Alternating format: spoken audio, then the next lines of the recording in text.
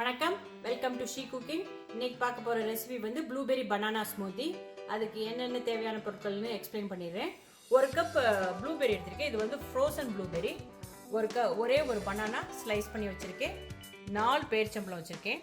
Dates, 1/2 teaspoon வந்து nutmeg powder and cinnamon powder. Nutmeg powder வந்து இந்த ஜாதிக்கான்னு சொல்லுவோம் நம்ம ஊரில், அந்த பவுடரு. 1 டீஸ்பூன் வந்து பம்கின் சீடும் இந்த ஃப்ளாக்ஸ் சீடும் வச்சுருக்கேன். 2 டேபிள் ஸ்பூன் வந்து ஓட்ஸ் வச்சுருக்கேன். 1 கப்பு வந்து almond milk, 1 cup ice cubes. Smoothie எப்படி பண்ண போகிறதுன்னு சொல்ல போகிறேன். ஃபஸ்ட்டு வந்து 1 கப்பு ஐஸ் க்யூப்ஸ் போட்டுட்டேன். அதுக்கப்புறம் இந்த 1 கப்பு ஆல்மண்ட் மில்க் ஊற்றிட்டேன். அதுக்கப்புறமா இந்த 1 கப்பு ஃப்ரோசன் ப்ளூபெரி போட்டுட்டேன். இந்த பனானா, ஒரு பீல் பனானா போட்டாச்சு. அதுக்கப்புறம் 4 டேட்ஸ் போட்டேன்.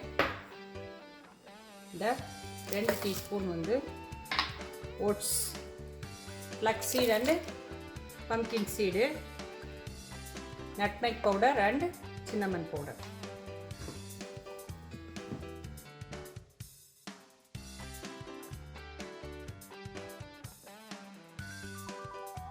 ஸ்மூதி முடிஞ்சிருச்சு. நான் உங்களுக்கு சர்வ் பண்ணி காட்டுறேன். இது ஒரு நல்ல ஹெல்த்தியான ஸ்மூதி. இதுவும் இப்போ வெயிட் லாஸ் பண்ண வேண்டியவங்க, டயட்டில் இருக்கிறவங்க மார்னிங் பிரேக்ஃபாஸ்ட்டுக்கு இந்த ஸ்மூதி மட்டும் குடித்தா போதும்.